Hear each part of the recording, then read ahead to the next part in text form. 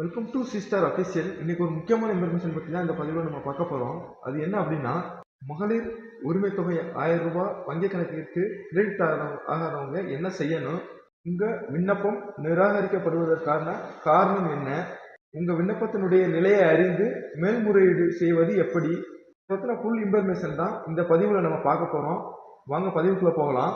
நம்மளுடைய சேனலை சப்ஸ்கிரைப் பண்ணிடுங்க. இந்த பதிவை எல்லாருக்கும் ஷேர் பண்ணுங்கள். பெல் பட்டனை கிளிக் பண்ணுங்க.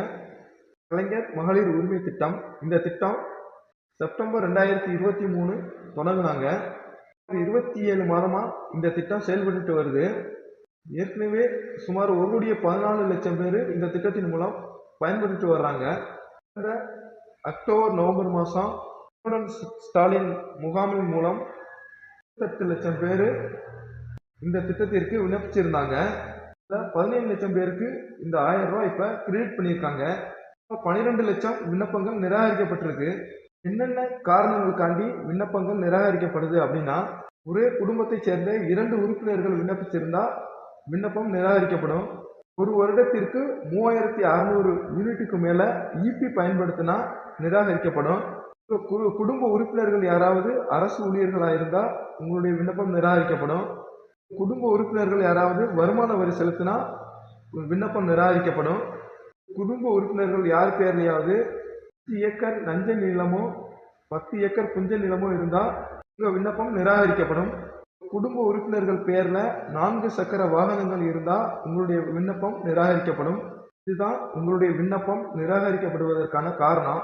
நிராகரிக்கப்பட்ட விண்ணப்பதாரர்களுக்கு இதை எஸ்எம்எஸ் மூலம் குறுஞ்செய்தியாக உங்களுடைய மொபைல் நம்பருக்கு சென்ட் பண்ணுவோம் அப்படின்றத அறிவிச்சிருக்காங்க. ஆன்லைன் மூலமாகவும் இதை தெரிஞ்சுக்கிறதுக்கான போர்ட்டல் ஓப்பன் பண்ணுவோம் அப்படின்னு சொல்லி அறிவிச்சிருக்காங்க. அப்படியே டிசம்பர் 15ஆம் தேதிக்குள்ள காரணத்திற்காக உங்களுடைய விண்ணப்பம் நிராகரிக்கப்பட்டது அப்படின்னு தெரிவிச்சிருவாங்க. அமௌண்ட் கிரெடிட் ஆகலை அப்படின்னு சொல்லி யாரும் யூபிஐ ஆப்புகள் மூலம் செக் பண்ணி பார்க்காதீங்க. பேங்க்ல போய் உங்களுடைய புக்கை என்ட்ரி போட்டு செக் பண்ணி பாருங்க. இன்கம் பேலன்ஸ்க்காகவோ இல்லை லோனுக்காகவோ இல்லை நகைக்கடன்களுக்காகவோ அமௌண்ட்டை பிடிச்சிருந்தாங்கன்னா உங்களுக்கு அமௌண்ட் கிரெடிட் ஆனது தெரியாமையே போயிடும். ஆதார் என்னோட எந்த பேங்க் புக்கு இணைஞ்சிருக்கோ அந்த புக்கை கம்பல்சரி என்ட்ரி போட்டு செக் பண்ணி பாருங்க.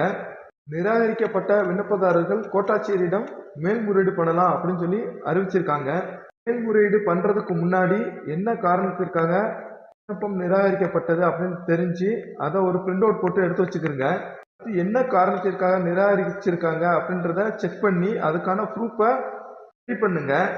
அதாவது ஆண்டு வருமானம் அதிகமாக இருக்கு அப்படின்னு சொல்லி கொடுத்துருந்தாங்க அப்படின்னா இன்கம் சர்டிஃபிகேட்